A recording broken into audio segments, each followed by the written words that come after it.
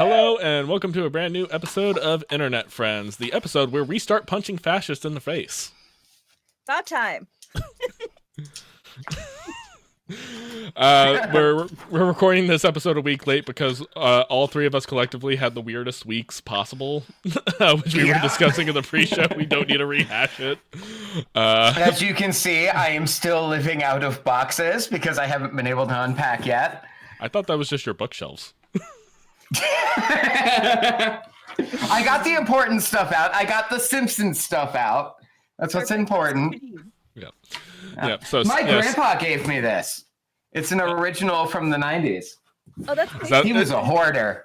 I was about to say, is that the same grandpa who has the secret family in Japan? This is the public story now. No, that's the other one. That's the one who had to marry my grandmother because he knocked her up at 16. I shouldn't have shared that line. Why did I say that? I'll bleep that out in the edit. No, it's good. You can leave that in. It's fine. Okay. And then Bree's had a stressful... It will go well with what we're talking about here in a minute. Oh, yay. Yeah, perfect. Yeah, and then Bree's had a stressful week too. One of the fur babies, Theo, was, not feeling super great, but he's doing well now, and we're very happy for them. Yes, and car troubles. That's not him in the background. That's Dante. Pass the fuck out. Yeah, Dante just chilling. Dante just chilling. Yeah. All right. Well, that goes ahead. Intro. That goes ahead and brings us into our first topic of the day, which is our homework assignment, which was assigned by me, and we decided to read Watchmen by Alan Moore and Dave Gibbs. So, a couple things I want to preface before we start. Trigger warning for anybody. We're probably going to be talking a lot about specifically some of the themes of the book, most notably sexual violence toward women. So if there's any kind of thing that you guys aren't comfortable listening to, by all means, I'll try to have something in the edit on the screen letting you guys know when we're talking about that. But it is an important theme of the book, and it's definitely something I want to talk about because I feel like it's important. So I assigned this not in a, hey, let's talk about it because I really like it perspective, and more it's like, we've done a lot of really light stuff. I feel like we need to talk about something a little bit heavier. And so I went into this not with the perspective of, did you guys like it? And more from the perspective of what did you guys think? So Brie, I'm going to go ahead and have you kind of kick that off of what you thought. Yeah, for sure. So I have read this before, but what I noticed immediately, the first time I read Watchmen was in high school. I was a senior in high school, and I am gonna be 35, in a couple of months. So I'm just very different perspective. And reading this again, I immediately was like, oh, I was in a very, very different place when I read this for the first time. Yeah. And honestly, one of the first things that struck me was my opinion on Rorschach, because I don't want to say that I idolized him, but I will say I think I was more empathetic towards him when I was younger. And now that I was reading it now, I was like, oh, he fucking sucks. He's a mega libertarian. I know people like this and they fucking suck. So that was the very first thing. And also that Dr. Manhattan is absolutely a groomer. Did not realize that. Absolutely. She's 16. He's in his 30s. That completely went past me when I read it the first time. I was like, oh, ick. He's really gross. Yeah. Yeah, that's one of the notes I have here is she was 16. Dr. Manhattan is a creep. Yes. Yeah. No, Rorschach is a Republican's wet dream is my second note. Yeah. Yes. So since we're on the topic of Rorschach, I find it very interesting because, Seth, I sent you a video from Zero Wolf on TikTok talking about it, where a lot of people just oh, Rorschach's a fascist, he's kind of MAGA kind of stuff like that. It's just everybody here is a fascist. All the characters are either fascist or they permit fascism because it's convenient. And go ahead. And though I agree with that video, I would actually argue that Silk Spectre is a victim more than she is a fascist. All the women are in this. All the women are strictly victims. And again, that is definitely a topic we're definitely going to expand on. Absolutely. But especially kind of at the end of it, and this was one of those things where it's just I think the reason why Rorschach gets, I think, a lot of praise from people, because at the end of it, and we'll talk about the ending a little bit, again further down the line, he's the only one who said fuck this. Yeah. Everybody else went along with it, and he was the only one to be like, no, absolutely not. We can't permit this. And it's because Rorschach he's from lower class family. He is in the muck. He has an idealized idea of what the world is supposed to be, and anything that goes against, which is how he became the way he is. Mm-hmm. But what made him relatable to a lot of people is because I think, especially a lot of us growing up, when we first probably got exposed to Watchmen, we had that same thing. It's just like, yeah, no, everything is fucked. And everything should be this way. But that creates another kind of rigid thing, which still gets you into that pipeline, which is a thing that we deal with all the time now. Well, and the first time that I read Watchmen, I was 20, and I was only a year or so out of the church. And so there were a lot of things the first time I read it that, like, I hadn't unconditionalized myself from the feelings of the church yet. And so, like, Brie, like you said, there were a lot of things where, like, reading it today, I'm like, oh, fuck, there's a lot of terrible shit here that I, at the time when I was first reading it, was like, no, this is fine. Yeah, Rorschach's a great hero. Mm-hmm. Yeah, time and place of reading this now, obviously the way the world is right now, Nixon getting reelected for multiple terms after his first 2 terms in this alternate reality, it's a little close to home with the way things are right now. It's a little different.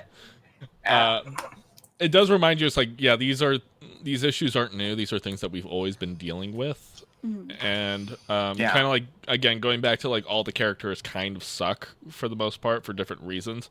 They're all in different perspective. Like we talked about Dr. Manhattan, where it's just like he's a groomer, but we also like he's intellectually disassociated. He's completely out of touch. Like Osmodeus is a great allegory for Elon Musk. It's just like, I'm a brilliant billionaire, and like I know what's better for everybody else. Mm-hmm. Silk Spectre, again, is somebody who is a victim of a lot of trauma in her life, and basically becomes self-centered because of it. And so basically just completely detaches from anything else that's going on, and is really only thinking about how everything affects her. Night Owl is a cuck, for lack of a better term. Like, it's just he is impotent without feeling purpose. Yeah. He doesn't feel as though his life means anything unless he is Night Owl. Yeah. The comedian is a classic nihilist. Like, nothing matters, so anything I do that's horrible doesn't matter. Yeah. Yeah, because life is just a joke. And also, he's based off of The Punisher. Yeah. Not Punisher. Peacemaker. Sorry. He was originally supposed to be Peacemaker, for people who don't know. Not Dr. Manhattan. Rorschach is The Question. These are all characters who are riffs off of characters that DC had originally purchased. Oh, I did not know that. But I learned that myself recently. Dr. Manhattan also, he is severely a narcissist. Yeah. And his I stopped caring about humanity the moment you left me. No, you didn't. You still went to that interview after she left you, and you're just blaming her for your lack of empathy towards the world. Mm-hmm. And he is a massively emotionally abusive character. No. And he groomed her. To all the women in his life. This falls under a category of media that has become very common nowadays, of where I say it's just like, there's nobody who I can root for. Like, Game of Thrones was that for me. Walking Dead was that for me in a lot of ways. Like, it's just one of those things, like, it's okay for characters to have flaws, and that's totally fine. Having a totally perfect Paragon character is not interesting media wise, but this takes it to the nth degree of just no, you need to understand everyone in this. There is no hero in this story. It's very grimdark for sure. Yeah, it's about superheroes, but there's no hero in this story really. Mm-hmm. Yeah. Well, and even the only a big point of the novel is that the only superhero is Dr. Manhattan. Yeah. Everybody else is just an average person dressing up in a costume. Yeah, Mhm. and Which Dr. Zack Manhattan. Snyder film, which I'm sure we'll get to, completely ignores that. But I have notes on that. Yeah, no, yeah, Dr. Manhattan's kind of the linchpin of making this an AU because that's the thing that really alters how, this timeline differs from, like, the timeline we're currently on, which doesn't differ by much. But, Yeah. like, it's just, like, they could have kept the president as Ronald Reagan and it would have still worked. Yeah. Turns out we didn't need to win Vietnam for it to end up this shitty. Yeah, pretty much. So, I do want to talk about specifically Alan Moore and his kind of legacy and his role and stuff. Again, I prefaced it in the pre-show when I talked about trigger warning, so we'll probably get into that here, so I'll put that up on the screen. He is, in my opinion, one of my favorite problematic writers from this era because he at least shows a certain level of self-awareness about how problematic he is. He does have a very bad habit when it comes to depictions of women and specifically violence against women, because he not only did he do this book where the original Silk Spectre gets raped and is depicted very graphically, he also did The Killing Joke where Batgirl has what happens to her from the Joker and everything else. And he's at least been kind of honest, like, yeah, I could have approached that differently, but I kind of want to. Well, he has shown regret, specifically with The Killing Joke. He has shown regret in that comic. Yeah. So, but, like, I kind of just want to talk about it because it's one of those things where it's just like, where's kind of the line when we talk about depicting, like, this kind of violence? Because I'm of the opinion that, like, artistically, you should be allowed to show that kind of stuff because it allows us to have the conversation about it. Mm-hmm. But I don't think you should just be like, oh, this thing shows violence against women, this thing shouldn't exist. I'm just like, but violence against women does happen. Yeah, well, I think it's when the women don't have agency, right? I feel like my partner put this really well, where, like, and you might have gotten this from somewhere, but he said, women in this comic are there to be abused or trophies, and that is it. Those are their only, like, faculties in this, which is like, yes, we can definitely have these conversations, and honestly, very important conversations, and it could have been, shown in a lot of different ways here, but all the women here don't have anything to do except for cry and be emotional and kind of drive, the plot for other male characters. Like your point with Dr. Manhattan, like, yes, she's simultaneously the reason that he gives up on humanity and then decides that he wants to save it again. Like, that's all her fault for some reason, which I'm like, that's not fucking fair. Like, you were being a bad partner because you're a terrible person. So... Yeah, I'm gonna emotionally torture you even further by showing you your past and things you didn't realize, and that's gonna be the reason why I'm a good guy. Yep, he's the hero. Good for him. Like, it's, I as a cis man, I shouldn't speak to this. I don't think anything that I could say would matter. No, it's why I'm glad Brie's here, and I want her to have as much of the floor as possible on this topic, obviously, but yeah, like... That's why I didn't want it to be a two-person episode. Like, no. When Brie said that she wasn't going to make it last week, I was just like, nope, I'm not having this conversation without somebody, without Brie there. I'm sorry. This is not a time for two white dudes and a microphone. I very much appreciate that. Unfortunately, I feel like I don't have much more to say off of that. It's just like, unfortunately, like, all the women in the story do not have agency. They are only there to be a counterpart to a male character, specifically Dr. Manhattan for a lot of it, or the comedian. Like, so, like, that's it. They're just next to them, and they don't really have, like, because I know you mentioned her kind of being selfish, Silk Spectre, but I'm just like, I mean, I don't even think she had enough to be selfish. She was really not much of a character to begin with. Yet she was just kind of like, sleep with this person. Okay, now I'm mad. Sleep with this person. Okay, now I'm mad. Oh my God, he's my dad. Crazy. Like, that's there's not. No. Yeah. No. And even Alan's more...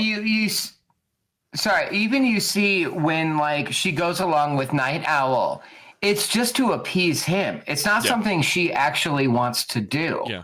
Mm-hmm. She's giving him a ton of attention, so he gets her attention. That's basically how she's written. And again, it's not a very well-written female character. And again, it's a valid criticism against Alan Moore to say, like, your writing of women is terrible. Mm-hmm. And I understand, again, going back to, like, her element in his story, specifically what he's trying to get across, is how, fascism breeds from not only from like the people who actively perpetrate it, but for the people who permit it and the people who fall into these pipelines. Like that is basically the theme, and it's a popular thing in Alan Moore's stories. You can see similar stuff in V for Vendetta. Her problem specifically is that she, again, because of her trauma, which she has a lot of it, and including her mother, like they become self-centered because they have to control their emotions and how their place in the world, and that's like how insular they make themselves, to where basically everything else going outside, like when the TV's on and they're talking about all the news and stuff going on with Russia and Afghanistan, she's just like, oh yeah, whatever. Yeah. Like that's basically the theme. But again, like I said, but also she has lived in a world where her mother was trying to live through her. Yeah, and she has never had what parents living vicariously through their children. That never happens. Yeah, no, never. But she has never been her own person. Yeah, she left her mother, who completely controlled her upbringing, to then be groomed by Dr. Manhattan for the rest of her life. Like, I don't think she even knows what kind of person she is. Yeah, she doesn't have a personality. Yeah, she has only ever served to please the people around her. Yeah. And that's why I wrote that she's the victim of the story. Yeah, she's absolutely is. And again, that's not inherently good writing of women. No, of course not. Yeah, by no means. But like what? But again, like I will say, this era of comic book writing. Again, I don't know if I like Watchmen. I didn't read this from the perspective of like, I really like this story. I read it more from it's like, this is very important and influential, not just for like the genre, but in media in general. Alan Moore is an interesting character to me, who in a lot of ways I relate to. But that doesn't mean I can't criticize him. Absolutely not. Yeah, absolutely. And like, especially when it comes to other comic book writers of this time, fuck you, Frank Miller. Fuck Frank Miller. Frank Miller is way worse at writing women than Alan Moore is. Oh, by a mile. Yes. By a fucking mile. Like, Frank Miller is the fascist that Alan Moore was writing about. Yep, he absolutely is. Have you read Dark Knight Returns? It's like... But yeah, but no, like, and so there's also kind of an interesting history behind this, because as we know, this is a DC property technically, which Seth, you kind of touched on it, where like DC has like, you know, the rights to a lot of the characters some of these were based off of. Yeah. Alan Moore wrote this with the expectation specifically that he would get to own the rights to it after it went out of publication, and DC basically has never taken this book out of publication. Like, I think I bought my copy that I have here maybe like 5 years ago, and like I could still walk into a comic book shop right now and still pick up this book. Yeah, it's available at my library right away.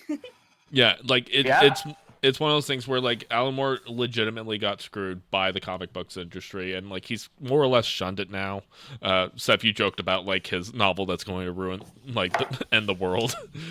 Yeah, like I bring that up a lot. Yeah, I specifically blame Alan Moore for everything wrong in the world because of that book that he's writing. If he had just ended the world for us, we wouldn't be in this mess. Yep. But you know, it's one of those things, like it does make me not want to engage with any of the other Watchmen media that's out there, because they've released other anthology comics since then. I think they've released them like in the early 2010s. I remember when those were coming out. Like, I don't want to engage with those. I never watched the HBO show. I did watch the movie. That was actually the first time I was ever introduced to Watchmen. Same. I got halfway through it yesterday before I was just like, okay, I remember why I hate Zack Snyder.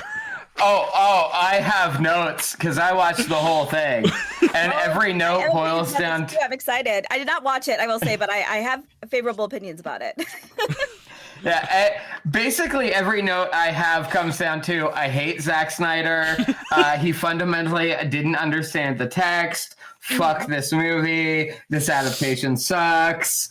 Everyone is just telling you everything. In parentheses, you can't just tell the audience how you feel. That makes me feel angry. The comedian is your father. Like, yes, we know. Yeah. That is like, and it was an added line too. That's not in the comic. I was like, yes, It's not. I just fucking saw it. It is so insane how basically he used the entire graphic novel except for like the end as like basically a storyboard, like point for point, beat for beat, and yet he still fucked that up. It is a wild take on adaptation because there are lines taken directly from the comic. There are shot for shot panels, and yet he completely misses the point of the entire thing. Yeah. And like it is a wild adaptation. And like in fairness to the graphic novel, like, you know, comics books do have a lot of exposition because characters do have to like say like what they're feeling because there's only so much you can say in the illustrations. But especially in modern comics now, they've gotten so much better about that kind of stuff. But it's just like, dude, like even visually, which Zack Snyder like used to get praised for like his visual style, I was just like, this doesn't work. Yeah, this does not, like, literally watching it was just like, I was just like, Zack Snyder doesn't even understand how, like, the one thing he's good at, and it's not working for this. Yeah. Anyways, Brie, your thoughts on the movie because you have favorable opinions. Yeah, so and I will say again, I did not rewatch it again. I just didn't fucking have time to watch a Zack Snyder. No, that's again. I got to where Rorschach went to prison, and I was just like, I'm done. Well, I think I watched it over 2 days. Oh, that's fair. That's probably the way to do it. I think here's what I do like about it. One, I do think the movie editing is better. I think I actually agree with you. I actually 1,000% agree with you. I understand. Like I was just talking with my partner about this morning. I was like, yes, it does kind of cut some of the things from Ozymandias, but like I think the thing is, I think that would have been so stupid to see in a movie. Like especially in that era where it's so early in the superhero like movies. I think that would have like made this dead on arrival. I think narratively, Dr. Manhattan being the villain at the end just makes sense. Like it just is. It does. And also having the attack from the other force affect multiple cities and not just New York makes more sense. Yeah. I agree with that. Yeah, the idea of, in order for this to work, it has to be a global threat, especially in Cold War era. Like, I agree with you, Britt. Like, as I was reading it, I was just like, wait, do I like the movie ending better than this? Because like all the other like important beats still happen. The only thing that I think the movie does wrong is specifically Night Owl. Like they tried to make Night Owl more sympathetic in the movie at the end because of how he reacted to Rorschach dying and everything else. And like I actually like that scene better than how they do it in the comic because like again, interesting. Yeah, well, because they're just having sex in that scene, Night Owl, and like that is definitely like, weird. Why? That is 1,000%. That's just like, oh god, a giant atrocity just got committed, and we're not going to say anything about it. Let's bone. Yeah, 100%. And then cry in the corner. I'm not saying it's the best choice, but I think of the two, I think that is narratively better. And I do like seeing somebody care about Rorschach being dead. Like, I think that is nice. Like, yeah, again, he's not a great character, but I think it is nice just seeing somebody react. Like, out of everybody. Well, and in the comic, it's just treated like, you're the only one who saw it. Yeah. He's just like, oh, he won't make it. I didn't kill him. I didn't kill him at all. Yeah. Like basically, he got treated as like it's like, oh, you're the only one not falling in line. We're gonna get rid of you again. Classic fascist scene. Mm-hmm. Yeah. Of just like, oh, the people who don't get a line just get done away with. But yeah, I agree. Like literally, as I was reading the end, I was just like, yeah, I actually think I like Zack Snyder's ending better. Yeah, I felt that same way. There's better choices for sure, and I do like the casting.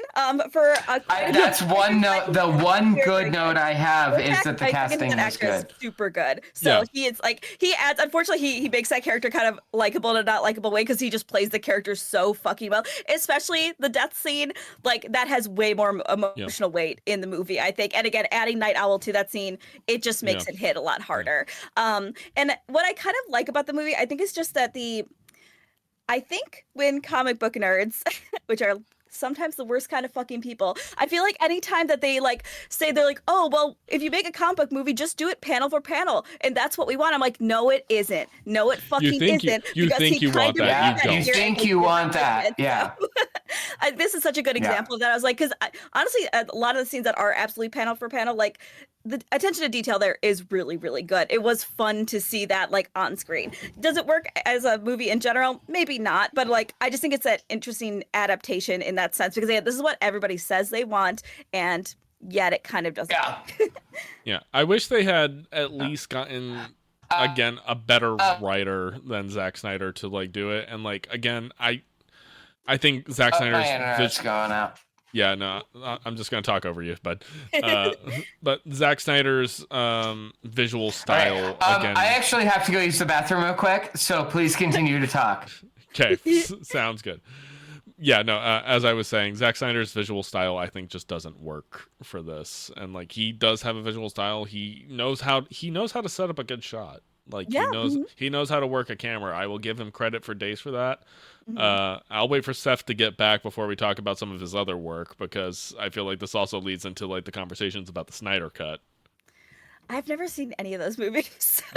I refuse to watch the Snyder Cut on principle, even though I do think personally that he deserved the right to get to make that movie the way he intended and not like how he got screwed out of it, because he definitely got screwed by the studio in that situation.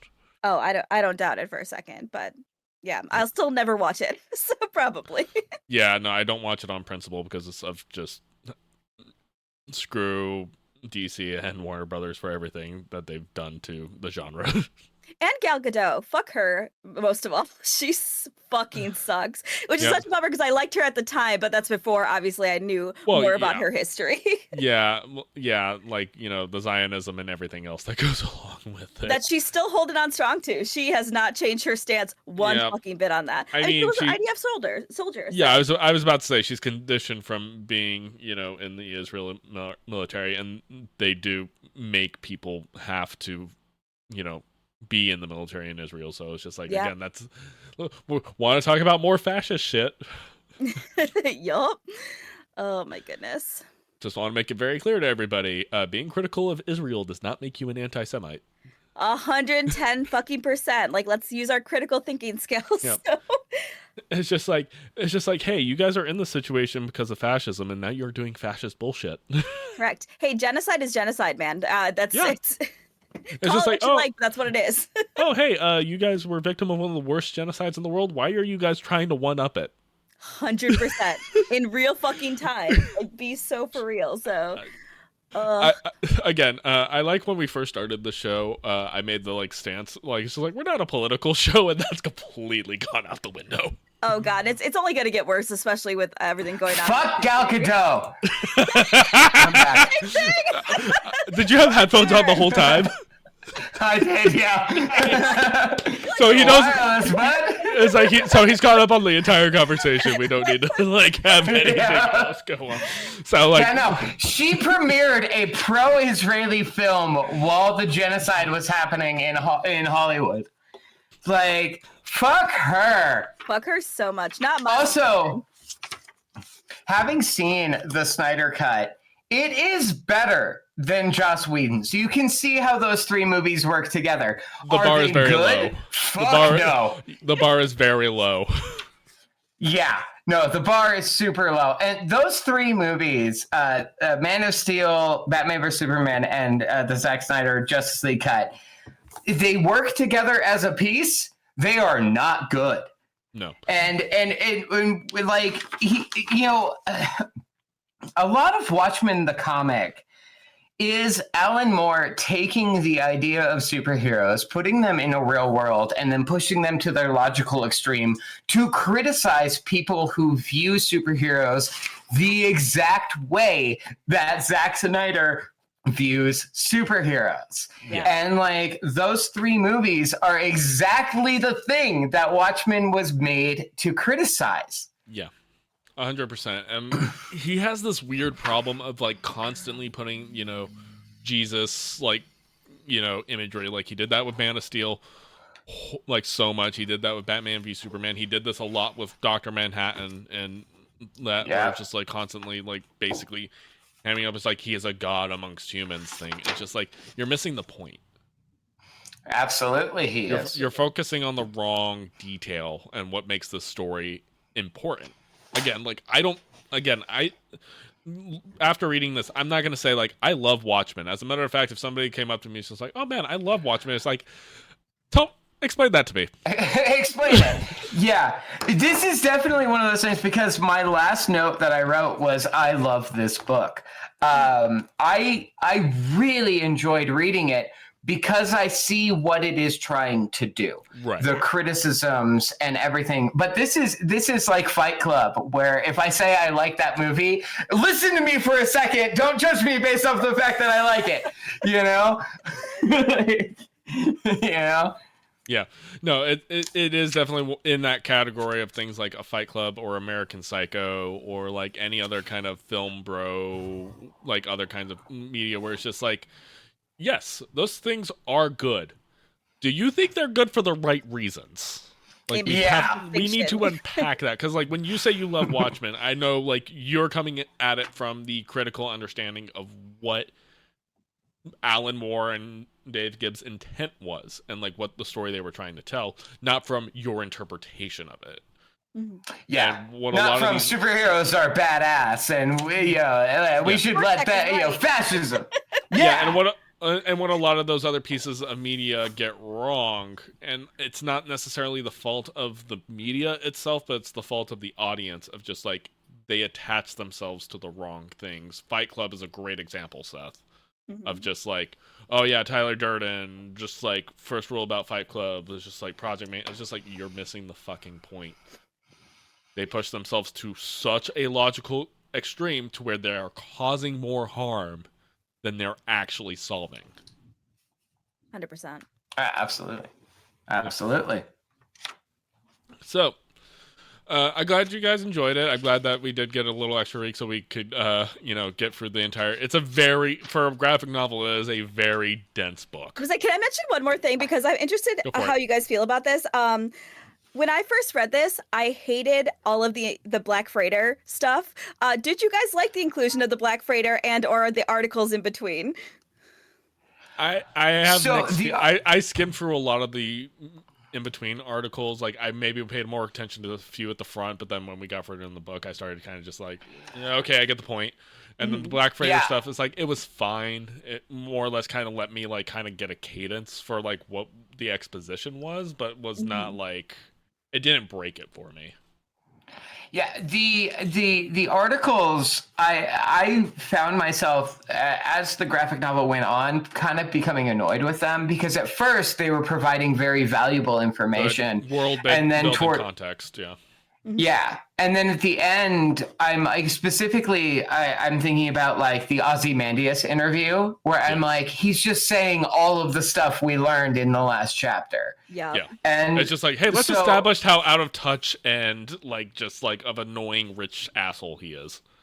Yeah, let's just reaffirm everything we've already learned. Yeah. The Black Freighter stuff I enjoyed. I'm not entirely sure how it fits into the overall story. And I get why it was cut from the theatrical release.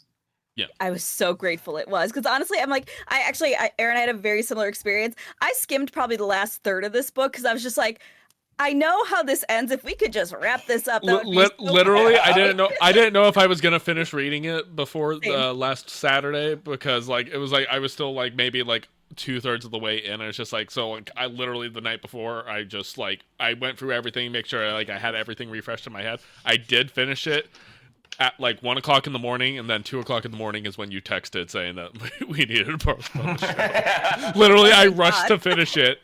I literally rushed to finish it just for you to postpone the show. So good job, thank you. Yeah, I was like, man, I got a couple chapters left. I got to get through this, and then I got that text, and I was like, oh, good, I can wait. I hadn't even picked it up, to be very honest with you. It's a very dense book. It's a graphic novel, and so like it doesn't take a long time to read, but like the subject matter is just so intense, and there's like I feel like there's like again like going back to kind of thing, it's just like there's a lot of exposition in the dialogue.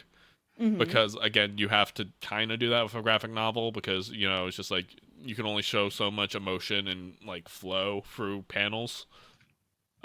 But yeah, no, it's a very dense book. But yeah, especially with the articles, it's just like I was more focused on the first like 2 or 3, and then as the book went on, it's just like I'm just gonna kind of skim these. I did pretty much the exact same thing because I was like, I think it does at least the beginning gives you some valuable context of just like, especially like the Under the Hood book, like just to kind of see a different perspective on those relationships because you're not going to see all those characters, so it's nice to see like how they started, where the relationship was, and how it kind of devolved over time. Yeah. But I just feel like this is where it kind of like it gets kind of up its own ass a little bit, where it's just like, I know this information already. You're just, and I think I feel the same about the Black Panther. I was like, I think you're trying to tell me that's like, man, people get pushed to the brink in these kind of situations and they lose their humanity. I fucking know that's been happening the whole goddamn novel. Go ahead.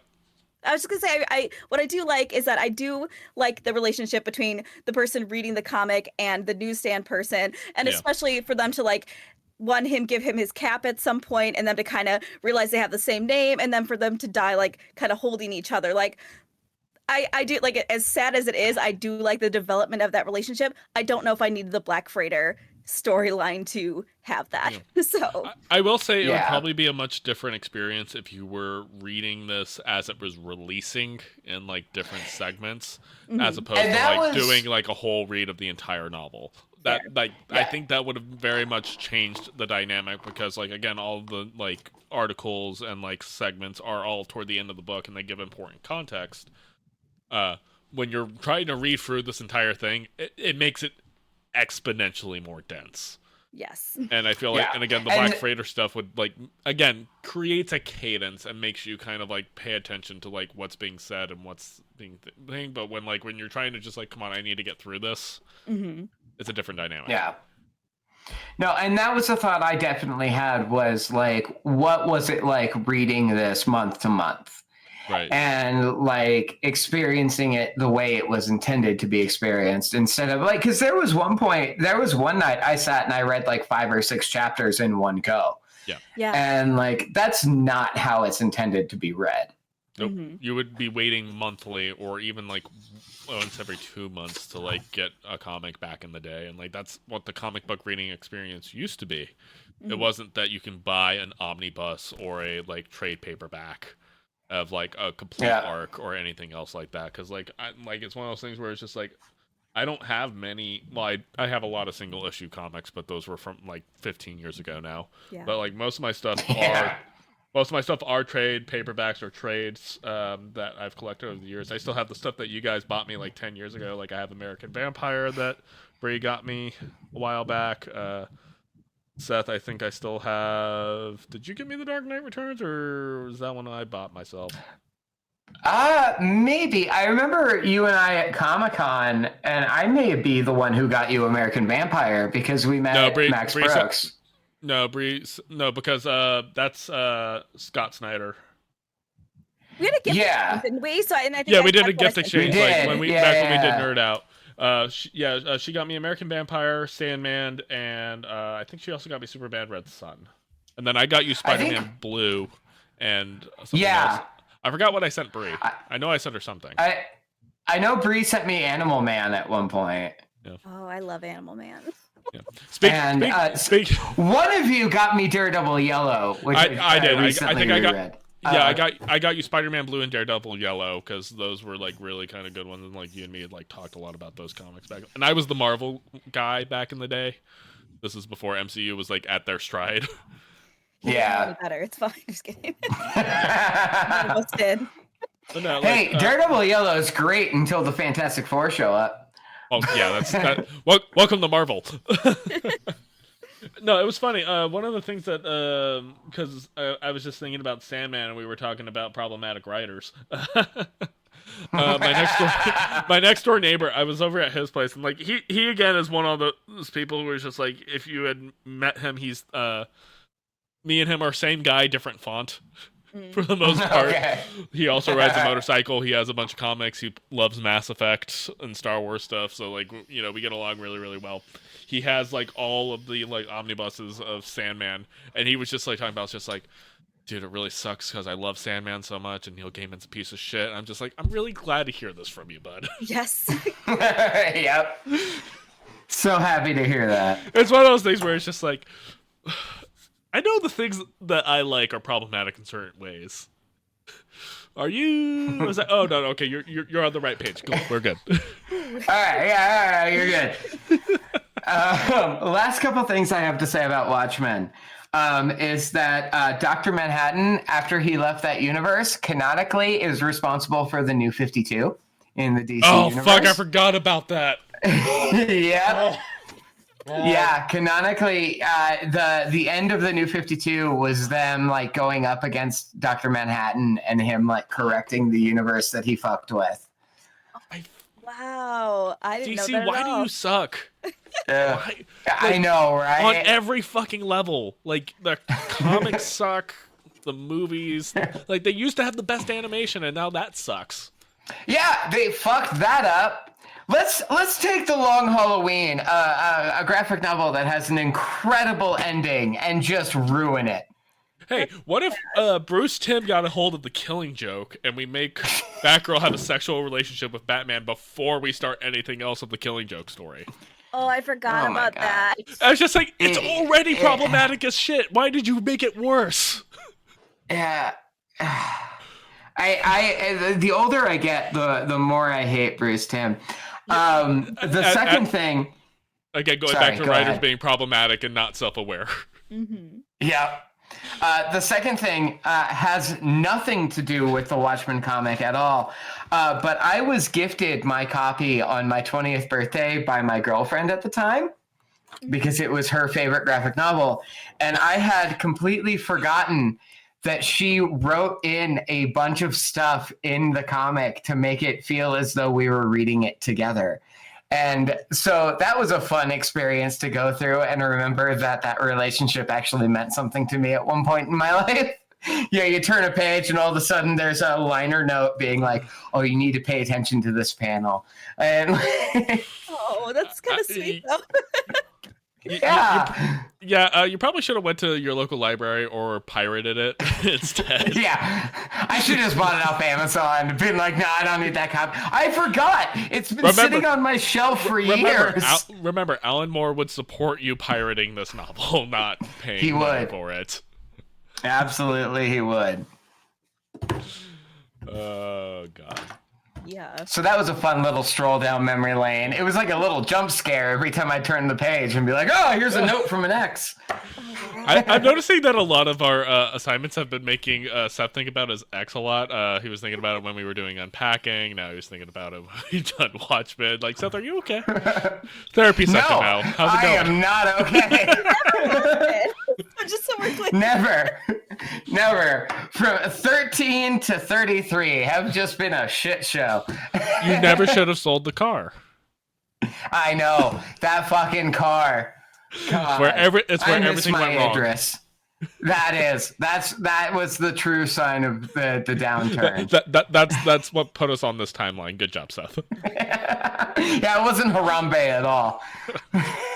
Or the fact that we never got Coolio as Scarecrow. I think about that daily. But I literally go for it. My partner brought up that like because of when that movie was made, they would have absolutely made Coolio do like a Scarecrow rap. You know what I mean? Yeah. Like, oh, absolutely, they would have. That's a really good fucking point. Maybe. That would have been that would have been on the level of like Vanilla Ice's Go Ninja from like Ninja Turtles 2. Hey, that's a banger. Exactly. That's what I'm saying. Like it could go one of two ways. It could be like the worst thing that was ever made or the greatest thing that was ever made. Yeah. And there's no in between. I literally, right before we recorded this, I blue skied. I don't know what the verb is for that yet. That Harambe was the Gen Z 9/11. Oh God! Oh goodness! Don't worry, there'll be more 9/11s. Yeah, probably. You're not wrong. So this is a funny story. So a few weeks ago, my wife needed me to deliver something to her work, but this was when her car was in the shop and she was using my truck, so I had to take the motorcycle to go drop it off to her. And so I was like, okay, I'm not going to get on the Beltway on my motorcycle. I'm going to take the scenic route. And so I just followed the path that I knew how to get to Alexandria, where she works. I ended up missing a turn and ended up in Arlington. And I basically kept riding, and then I got to the Pentagon. And so I told my wife when I got to her work, it's just like, oh yeah, no, I took a wrong turn and I ended up hitting the Pentagon. Oh. And then on top of that, the McDonald's in the Pentagon song has not left my For You page since it released. Oh, it hasn't? Yeah, it's left mine. I still see it at least like 3 times a day, which I'm not mad about. I've got the ba ba da da ba ba ba ba ba, and all the wizards trying to summon something. I've gotten that one a few times. But yeah, McDonald's in the Pentagon is still like the one that like is basically still on repeat on my For You page. Our algorithms It's are a so banger different. song. Yeah. I just learned about birds. Bree's just getting titties and thirst traps. Oh, I'm getting those too, but content. I get to learn about birds. well, like Bree's already told us no 9/11 content, so we can't send her anything. So we can't. I was like, I go out of my way not to corrupt Bree's For You page, so I only send her cute animals and the occasional thirst trap. I appreciate that because I am one of those few people who do not think 9/11 jokes are funny. So sorry about it. You would hate mine and Seth's DMs because holy. Yeah. I'm sure. That's And then, I have a friend of mine. A friend of mine calls 9/11 her and my favorite holiday. It's mine and my partner's anniversary also, so it's fine. Oh. Well, at least she'll never forget. Yeah, it's true. I think I'm quitting. I'm sorry. We got Bree to quit the show. Let's go. We had a therapy session and Bree quitting. We're back on track, boys. 3 weeks, we're back. Exactly. So, anyways, we've talked a lot about this piece of media and how we feel about it. Are there any kind of like characters that specifically, and it's not just Watchmen, we can open this up, like characters that everybody seems to really love? I think Rorschach's the example from Watchmen that you're just kind of like, no, that character sucks, and here's why they suck. Mm-hmm. Oh man, I'm the one who put this on the dock, and I really should have put more thought into this. Yeah, it sounds like we've all talked about the Joker because like we're sick of the Joker. Been sick of him. Yeah. There's the Joker. Just the fact that so many people, I won't say everybody, but so many people like identify with the Joker is very disturbing. A problem. It's like that's something we got the alt-right and Rorschach people somehow. Yeah. 100%. Also, everything bad I could ever say about Rorschach, great costume. Especially in the Zack Snyder film where it's like moving and stuff. That's rad. Again, younger me probably was in that boat of like Rorschach's so cool, he's the coolest, and like again, with age and wisdom comes understanding. Like, oh, but like the design, the character, all that other kind of stuff. And again, like at the end, he's the one character who said like, no, fuck this shit. This is bullshit. Mm-hmm. You know, kind of going. He's the only one who didn't. Yeah, and like there's the class consciousness, which is something that like we're dealing with right now after the United Healthcare CEO got shot. Of like even people who are on that far right also went like, yeah, no, fuck him. Yeah. Yeah. Like there's that understanding. It's just like no, like it's just like we all end up in different places based on our experience. He ended up where he is because of it. Yeah. Yeah. And like, you know, Tyler Durden's another one of that same vein of like people toxic identify. Masculinity. Yeah, even though he was written to be a critique of toxic masculinity, people don't have the awareness is the word I'm going to use. It's not the word I want, but to recognize. Yeah, media literacy. Thank you so much. That they don't see that he's supposed to be the problem. Yeah. Like you're not supposed to. Joel from The Last of Us is another one. Have either of you played The Last of Us? I think I've asked this before. No, but I'm familiar enough. I think I watched like like Last of Us the movie, and it's just like a full playthrough of the game. Mm-hmm. Yeah, he he is strictly a villain who only acts out of selfish interests. Yeah. But people think of him as the hero because he's the character you play. And you're completely misunderstanding the point of the ending of that game. Yeah. And you could be empathetic towards it without liking him as a character. Yeah. I think like you can understand Exactly. Like I think that's where people like I'm like you're right there. You can be on the line and be like, God, if I was in that situation, I might have done the same. Like I don't think I would have, but it's like that's a tough call, especially. Oh, I would have. So I have a similar opinion of Magneto because with a lot of stuff going on, like there's the narrative like Magneto is right. I was just like, you guys don't understand. Magneto is so anti-fascist he became a fascist.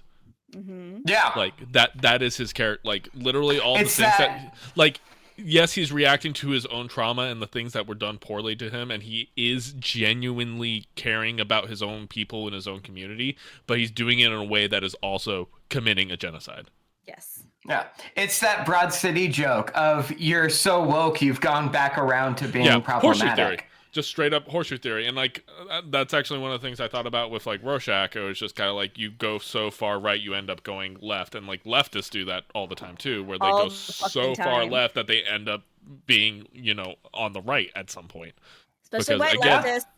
Especially white leftists. Yeah. So and like yes. And like it's one of those things like it is valid. Even if you agree with certain opinions, it is valid to criticize, like, specifically, just because even though, like, you're supposedly on the same side, you need to understand and be able to call out shit. Like, that is incredibly important. Yeah, you can be empathetic, but not condone it. You know what I mean? Yeah. Like, that's where people lose that. Yeah. And, again, going back to Watchmen, like, again, all the main flaw of every character in Watchmen is they all inherently lack empathy. Inherently. That is like the big thing is just, and that's how you end up in, again, fascism. It's just like you inherently lack empathy for other people. Mm-hmm. Because as a cis white hetero dude, like, look, it's just like life's easy for me in the US. Yeah. It like is the easiest fucking thing in the world, and that's what white privilege is. And so when it's one of those things where it's just go ahead. And to not get too heavy, right out of high school, I worked at a halfway house for teenagers who were homeless and or whatever. I had a rough teenage experience. Yeah. Nothing like what these people experienced. And it showed me that, yes, being a cis white man, I can still come up against adversity. Yeah. It is nothing like what other people are dealing with. Absolutely. Yeah. Everybody is entitled to their trauma and their life experience, but it's also important when somebody else is sharing their life experience and trauma and dealing with it to just shut up and listen. Yeah, it doesn't invalidate your experience by any means. Like, you could still have that experience and be traumatized by it, but you can't speak over other people who definitely have it harder than you. Like, you're losing the plot. Yeah, I was talking to I was talking to somebody who's a therapist, and one of the couples is it's like one of them is a trans person, and so they're going through the hormone stuff and everything else. And during one of their sessions, they talked about how one of the partners was talking about, it's like, oh, I had a really rough day at work. It's just like, you're entitled to be, worn out because, work is rough right now. I think your partner's has, rougher stuff that I think we should be prioritizing talking about right now first. Yeah. And it's really, really rough right now, especially for a lot of people I know in my area because of all the stuff going on with the federal government. People are losing their jobs. I have queer and trans friends who work in government agencies, and they're being required to delete things about literally themselves and their life experience on government websites because of the stuff that's going on. And that's traumatic as shit. Yeah. Yeah. No, I was homeless as a teenager, but I still had a family that I was homeless with. I wasn't thrown out of my house because my uncle raped me and my parents wouldn't allow me to have an abortion. And then once the baby was born, they kicked me out. Yeah. Which is an experience that one of my kids that I worked with at the halfway house had. Yeah. Yeah. And again, your trauma is valid and everything else, but in the situation where you're discussing certain things, it's okay to shut the fuck up for a minute. Absolutely.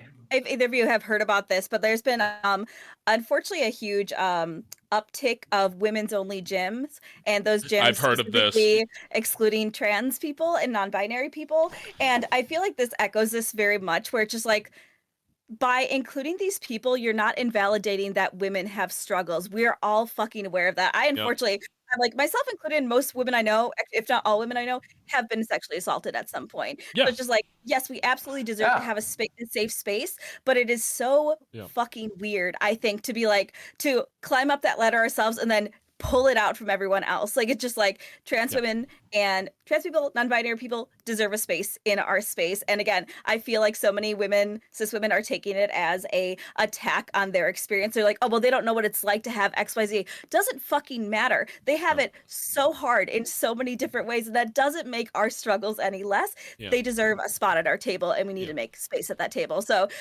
from one cis woman to hopefully all the cis women in the world, good fucking God, they belong in our space. And it's so, again, as somebody who works at a primarily female fitness studio, we do have trans students and we do have non-binary students, because they fucking deserve a seat at that table. And it is infuriating that this is still a conversation. Again, it's the inherent lack of empathy. Like, look, I'm not expecting anybody to understand all of the nuances of how people who are non-binary, queer, transgender, like, it's just like, look, it is way more complicated than like it needs to be sometimes. But regardless, these are still people, regardless of like any of the other stuff. These are still people, and they deserve a certain level of fucking dignity.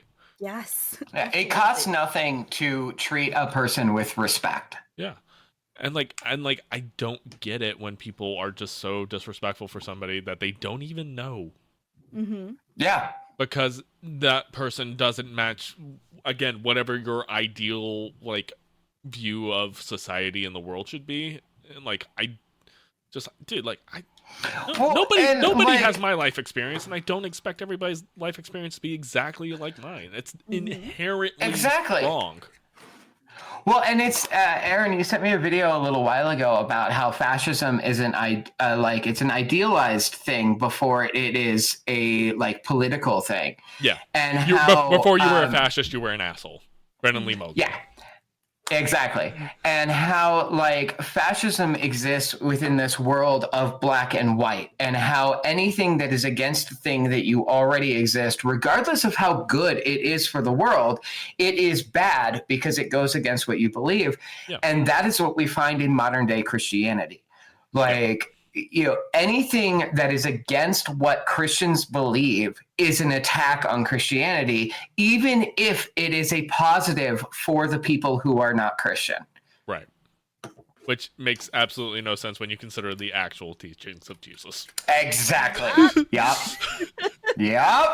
But yeah, like, and that's the thing. Like, it is inherently a belief system that comes from a lack of empathy. Like, again, I don't agree with everything I'm told from anybody. Like, it's one thing. You put me in a room with like anybody across the political spectrum, I'm going to disagree with you about something. I don't agree with both of you on everything. Sure. You guys don't agree with me on everything, but we're friends, and we respect each other, and we hear each other out about certain things. And I don't ever leave any of these podcasts or calls with you guys thinking so like, oh, well, fuck that person. Like, no, it's just like, like, they have their reasons for believing what they believe and what they think and everything else. And, like, unless I think you're an absolute asshole, I'm just like, no, I'll give you that space. Well, and, like, even though we have disagreements on certain subjects, none of us are going out of our way to make life harder for people who disagree with us. Right. Well, I feel like some people like do like the whole like suffer Olympics about it, where they're just like, well, I've suffered the most. So I am the biggest victim. Nobody has ever been more victimized than me. Well, what about my trauma? Oh, 100%. It's like, oh, well, because I've had it hard in in these situations, you should also have those situations. It's like, why would you want people to also suffer? Like, I don't want people to go through the things that I went through. Like, that blows my fucking mind. Like, I want people to have like access to education and things like that. Like, this shouldn't be a fucking hot take. It isn't a hot take. Like, just because I've struggled with all these things doesn't mean I want every person underneath me to have the same struggles or more. Why? For fucking why? I want them to have a better life than me. I had to pay off my student loans, so why should somebody else get their student loans forgiven? Going back to the stuff that's happening with the federal government, which has fucked, my local economy, and the reason I've been unemployed for 4 months until now. Literally, it's just like, we're gonna, like, lay off all of the probationary employees. It's like, those people are not the reason there's a lot of shitty fraud, waste, and abuse in the federal government. It's literally the system that's set up. It's not the workers that are the problem. Yup. It's the system they're working in. You guys need to fix that, not lay off hundreds of thousands to millions of people, put them out of a job. Absolutely. That's not how this works. It's like, fix the problem with the system. Don't just fire a shit ton of people. This isn't. So sorry, I'm going to get on a rant right now. No, the government, Please. the government is not inherently supposed to be a for-profit entity. As a matter of fact, if your government is making a profit, they're not doing their job right. Yeah. Very true. Yeah. No, the government should be for the people, by the people, not for themselves. Yeah. Fuck the people. Yeah, no, it's. I'm sorry for being the one to bring up the topic that's very heavy and dense. Obviously, No. that's on me, but I think it's important. And again, like as I said previously in the show, I threw out we're not a political show. Like after the election, like we are absolutely a political show now. To be fair, I never abided by we're not a political show. I respect the hell out of that. Thank you. But that whole thing reminds me of, like, I had a youth pastor who taught a whole sermon about why he didn't give homeless people money. And it was because they were just going to spend it on drugs and spend it on whatever. And I was currently homeless at that time. And I was like, that's not your fucking call. Mm-hmm. Like, if somebody, like, yeah, I at this point would use that money for food for my family. But if I were at a place where I needed to get alcohol, I needed to get drugs to numb myself from everything going on, that's not your fucking call. You just need to be a person, be a human being, and take kindness on. And when I was working downtown in my 20s, I made friends with a lot of the homeless people who were begging at the time, because I'd be out on the corner smoking a cigarette during my lunch break and strike up a conversation with these people. They're just people. Yeah. They're humans. And it is not my call to decide for what is right for them. You can also buy them a sandwich or something, you know what I mean? If you're a good fucking Christian. Oh. Actually, you could also, hey, I'm going to go into the store. Can I get you anything? Also a good thing you can do if you don't feel comfortable. There's so many ways to contribute, you fucking If asshole. back when I was in school, like, we would leave, like, a restaurant, like, if I had, like, a leftover pizza or something that I had boxed up and, like, a homeless person came up to me, like, I'd always just, like, hand them, like, here you go, bud. Yeah. One specific place I worked downtown, my boss would take all of the, like, stuff we were supposed to throw out at the end of the day, and he would drive around giving it out to homeless people. Yep. His name was Steve. He was an amazing human being. I loved working for him. So shout out to Steve. Hi, you're never going to see this. Hi, Steve. But yeah, he was great. Yeah, no, one thing that I did, like, recently, I was at a 7-Eleven when I was at my old job, and it was a teenager, like, teenager, maybe early 20s, who was trying to buy something, and their card got declined, basically, just trying to buy, like, just food and candy from 7-Eleven and stuff, and they were just like, okay, well, I guess I'll leave, and I was just, like, behind them, and, like, it's like, hey, bring their stuff up, I'll pay for their stuff. As part of my stuff. It was just like, it was like $5 for like a soda, some like chips, candy, and just a little bit of food. I'm just like, yeah, it's not a problem. Like just the little bit of good karma to just pay forward. It's not hard. Yeah. Like, I don't know the person, I don't know their story, but like I could still show just like that basic human decency. Yeah, and you don't even have to like buy things for homeless people. No. You don't have to, like, just treating them like a human. There was one of the guys that I used to speak to constantly because he bussed on the corner that I smoked my cigarette. We would just get talking, and like he very much appreciated the fact, and he told me so, that he appreciated the fact that I would just sit and talk with him for a while instead of like walking past him and being like, you know, like they're humans, they're people, and we are all in this together. And you know, you don't have to do a good deed, quote unquote, just acknowledge them as the people that they are. Oh yeah, and also given our economy, and like I know people say this all the time, but it is absolutely true. Especially the fucking weekend I had last weekend. I'm like, you are one or two calamities away from being homeless, versus you being a billionaire. So, Yeah. you're closer than you Absolutely. fucking think. Yeah, as somebody who was unemployed for 4 months, my savings account and credit card balance are not great. Yep. They're hurting. I'm just like, ooh, buddy, that took a beating. And like, yeah, no, like it's one of those things where it's just like, look, again, like, yeah, I'm never gonna be a billionaire or a millionaire or even close to like 100,000-aire. Not even close.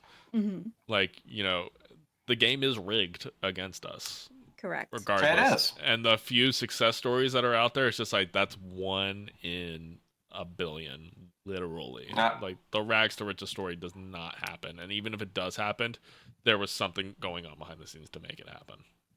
It's gonna trickle down though any day now, so don't worry. Yeah. Trickle down like the piss on Reagan's. They're coming. Trickling down like the piss on Reagan's grave, currently flowing. Oh, and every time I pee on Reagan's grave, it's a trickle. I need to go to the doctor. Oh god. All right. Do not have good flow. Also tell me very about- frothy. No.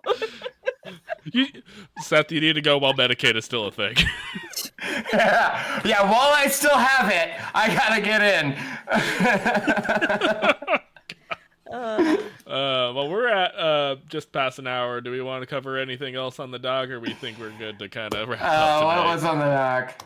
Just a couple of I don't little things. remember Talking about what else. comic book writers, talking about Supernatural Reunion, which I don't think me and Brie give a shit about. No, I Yeah, I honestly don't give a shit about it either. It was just an entry point into the next conversation, which was what shows have you quit watching? There's so many things I can't even think of it. Dude, like, for like back when Walking Dead, I stopped watching, and then I had so many friends be like, looks like my internet froze, and I'm Yeah, just no, here now. you were out for a minute. So you were talking about Walking Dead and how like it went on too Oh. long and got bad. Yeah.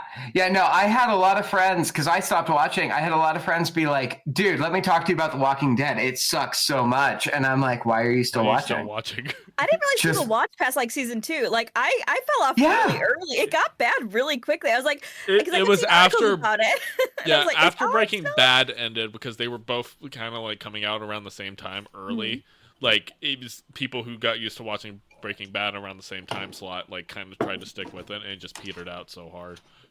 Wow. There's several things. I've talked about the Rooster Teeth stuff, which by the way, Rooster Teeth's coming back now. Yeah, evidently. Yeah. Well, it's not going to be the same as it was. Literally, Bernie just bought the rights back, so it's not going to be the same thing. No, but like Bernie doesn't have the money to be able to just bring everybody back, and he's even said as much. So I don't know what it's going to look like. It's I'm like Michael Swayman cracked. Yeah, like I'm excited to, for Rooster Teeth to go back to like the smaller roots type stuff and like be more independent instead of just being a shill company for Warner Brothers. But again, like, Achievement Hunter's not coming back.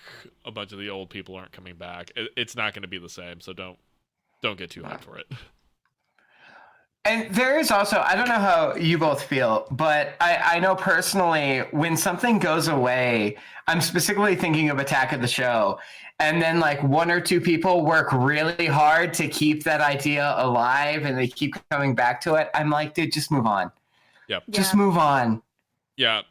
Like, because Kevin Pereira went away for a long... Like, he was still doing stuff after G4 went under the first time, and he kept doing stuff, and it was a pretty okay. And then he just completely ran out of steam. It's like, dude, like, let it go. Yeah. So I followed his career because I was a big Kevin Pereira fan. My online persona was heavily based off of Kevin Pereira for a long time. And I still feel Pereira-isms come out even when we're doing this show. He did. It's okay. I tried to base myself off of Henry Rollins, so I have no room to judge. That's fair. Henry Rollins is a better person than Kevin Pereira. By a mile. Yeah. But Kevin did Pointless, which was a podcast for a while. And then he started a Twitch channel where he was just doing Attack of the Show again, but it was called The Attack. Then that died. He went back to doing Pointless, and then he bought the rights to G4, X-Play, and Attack of the Show, restarted that. That failed, and now he's doing some podcast about AI. I don't know. I stopped caring years ago. Yeah, he and I used to play Brawl Stars together, but like that was the extent of like connection I had with him. Right. Brie, what about you? What's something that you just don't give a fuck about anymore? There's a lot, I know. I'm sure. I know we mentioned The Last of Us because it's funny because I bought like the second game like the day it came out, and I played it for like 2 hours, and then I just never picked it up again. Which is fair. Yeah, to my understanding, was probably the best move. So I probably won't go back to it at any point. And that game is surprisingly pro-Palestine or pro-Israel.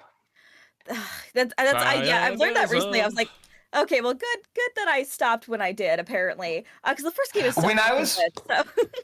Yeah, to not interrupt you, which I'm going to do anyway. When I was playing it, I was like, this feels familiar. This story feels like some real world allegory. I can't place it.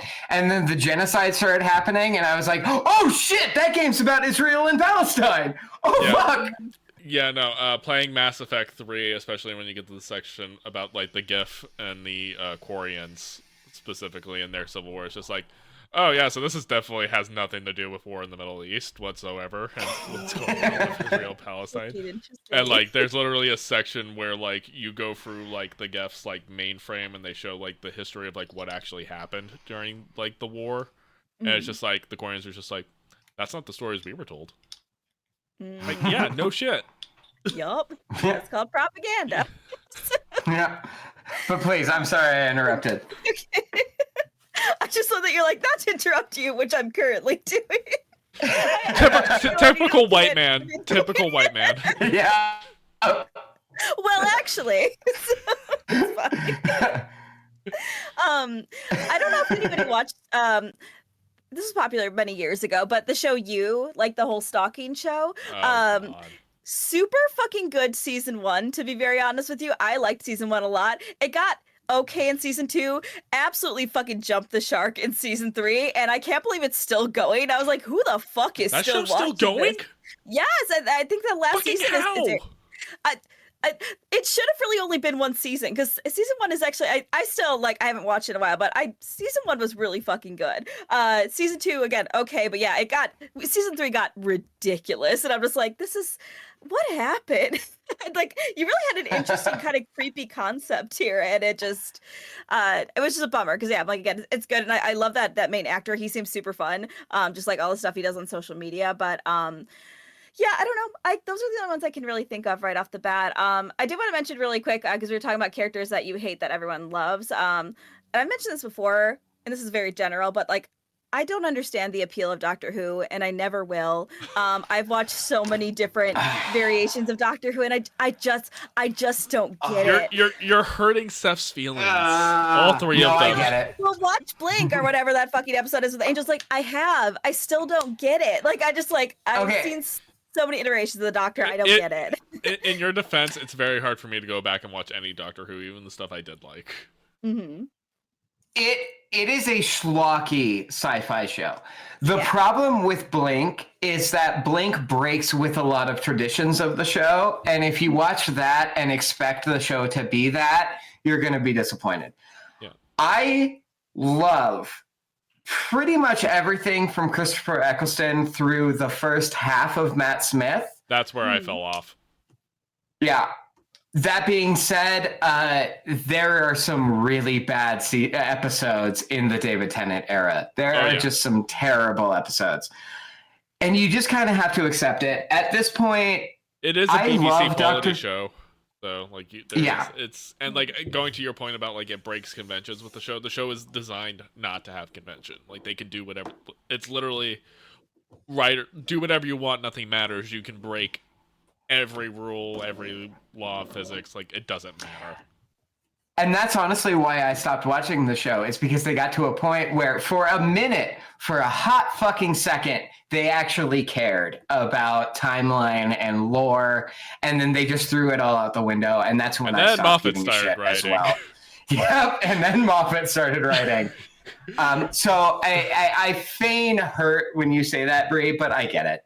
I completely get it. My partner feels the same way. He has a TARDIS tattooed on his arm. He loves Doctor Who, and he's tried so hard to get me into it, and I just... Emily has the Van Gogh mug with the TARDIS and like the Starry Night like painting on it. She also does. She had a TARDIS at one point. She also has a Jack Harkness action figure. I used to have the World War II poster of the Dalek. And Emily I also had that too. The Van Gogh poster. Emily had that one too. She did. Oh, that's fun. My partner has that one too. Yeah. Yeah. So all of us have collectively have had that poster. Yeah. Yeah. No. Like I said, there was a time when I really, really loved Doctor Who, but I get it. I completely get it. Yeah. And that's the thing. Not every piece of media has to be for you. Like, even if something is objectively good and somebody really, really likes it, just because somebody else doesn't like it does not invalidate your opinion. 100%. And I want to stress that I'm like, I don't think it's necessarily bad. I have tried, and I just think it's very clearly not for me. And I feel like people keep trying to convince me that it is. And I will say also, which I think I've mentioned before, Mass Effect was an outlier for me because I do not have a lot of interest in sci-fi. Like, I don't have a lot of interest in space. Mass Effect changed that for me because it had a lot of nuance to it, and the different races of aliens were actually very interesting. You got to meet them. I liked how in-depth it went with all of that. It was a lot more interesting look, and it made me interested in space in general, which got me into Star Wars at some point. So, although Star Wars is way worse. Again, as a Star Wars fan in the room, like 100%. As somebody who will defend The Last Jedi, I don't blame you. I actually have that same box set. Oh, do you? Yeah, I do. Nice. I found it in the move. Nice. Oh, yeah. But yeah, no, like, again, like, you know, because like I fell off of Star Wars a while back. I think like second season of Mandalorian was the last thing I've watched. I tried watching Ahsoka, it didn't hook me, even though me and my wife loved that character. Mm-hmm. I'm just burnt out on it. Like, I don't like the direction it's going. I think, again, like, it's just like, dude, shelve this. It was better when you, like, gave us time to, like, want it and actually enjoy the media that we had, as opposed to just constantly shoving new stuff down our throat that, like, if I don't find it interesting, I'm not going to pay attention. It's the problem with... Have I get over Disney, honestly? I'm interested in that because especially with all the live-action remakes of everything, I was like, is there going to be a point where people are done with this? Because they just... Oh, my God. Shoving all this down our throats. So that's Snow White. As long as there's children. Yeah. That Snow White live action, I was surprised this week to find out that it hasn't come out yet. After everything that I've heard. No, it hasn't. I had a moment of just like, wait, they didn't already do a live action Snow White? I thought that already came out. I've been hearing all of the controversies around Gal Gadot, who we mentioned earlier, fuck her, and also the fact that they're doing like CGI dwarves instead of hiring actual little people, which is like a controversy in of itself. I am not a little person. I cannot speak to that. Mm-hmm. Didn't we specifically have Peter Dinklage to break that barrier? I think Peter Dinklage, a lot of little people from what I've seen on my For You page are blaming him for the reason why little people haven't been cast in that role, because he was so against little people being cast as dwarves in like traditional roles that they would have been cast in. Interesting. That's a complicated issue. Yeah. It's complicated. I'm not a little person. Yeah, I'm not. Yeah, this goes back over the not speaking for things that are not in our lane. Mm-hmm. Like, again, I will always go to bat for somebody who is not in specifically my specific demographic, but also at the same time, I don't want to be the one to speak for them. Sure. Yeah. I'm not educated enough on the situation to feel as though I can speak with it with any amount of and what you typically authority. find, even within those communities, there's not a consensus. Those things can be very fragmented. Yeah. Disney's not great, and we could stop giving them money. I think we could all agree on that because they just keep throwing literally, I mean, the fact that they're just doing live remakes, because I know, honestly, the reason I'm talking about this because on my For You page is so much about the Lilo and Stitch live action and how I've they're only casting seen people one for thing. that. It looks like it's made with AI. It Yeah. looks so bad. Who wants this? I'm so confused. Bubbles, the actor playing Bubbles, is not muscular or tall enough. And the woman playing Lilu's sister aunt is Nani. not thick. And I that's have a problem with that. I haven't watched any of it, but you say that makes me instantly not want to give money to watch it. Like, I'm already upset. Fair. Give me my thick Hawaiians and muscular aliens. Yep. Well, we know what Aaron's Googling tonight. That Pornhub search. Specific word for Wait, you don't actually strike me as a Pornhub. What are you, an X video? Are you an X hamster? Are you a RedTube? Seth, I actually have sex, so I don't need to be little porn websites. I miss Pink Lab. Were either of you ever on Pink Lab? You introduced me to Pink Lab on the old Hangout days. You're the one who introduced me to that. Brie, don't look that up. Here's the thing. It doesn't exist. My porn in GIF form, honestly, because I just have. I miss Tumblr porn. Tumblr porn was so good. Tumblr porn was the best. It was the best. Mm-hmm. I don't need to watch a plot. I just need to. I'd see tits. Thank you so much. Twitter porn just doesn't hit the same. Fair. We've talked about it, but I did those AI sex bots for a minute, and it's just too much work. You got to have like a full conversation before you get to the sexy stuff, and I'm just past it at this point. So basically, it's the same experience of being on a dating app, is what I'm hearing. It is. Why would you? But you're talking to a robot. I was about to say, what's the point of that? If you know it's not a real person on the other end. Part of the fun because is like a real person doesn't always want to dress up like Hatsune Miku. We talk to very different people, so I think you need to think about your standards and your type. I think you need to broaden your horizons a little bit. Standards? What is that? I don't know what that is. So all of your exes, don't do that again. Yeah. Oh, that's what I've been doing wrong. I gotta get over that bar. Yeah, it's like whatever that is. Try to do something better than that. Me and Brie have a lot. Comfortable. That makes me feel at home, right? Being emotionally neglected and treated poorly. That feels right at this point in my dating life. So, Brie, as the other person in this who has also had a dating history, would you like to explain to Seth how you're not supposed to go after people exactly like your previous partners because your previous partners are assholes? Here's the thing. I just started doing that. So Brie has been where I am. Yeah. I was like, oh, neglect is still abuse? Shit. I was so close.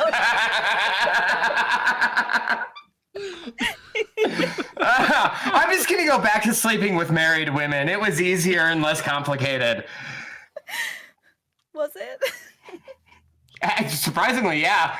As long as the husband doesn't know. Don't be the other woman. You guys saw that one story I put up on TikTok recently? I remember that one. I remember that one. Yep. That was a come to Jesus moment. That was oh fuck, I'm a bad person. Yeah, we all. Hey, look, the first step is admitting you have a problem. I forgot the other 11 steps.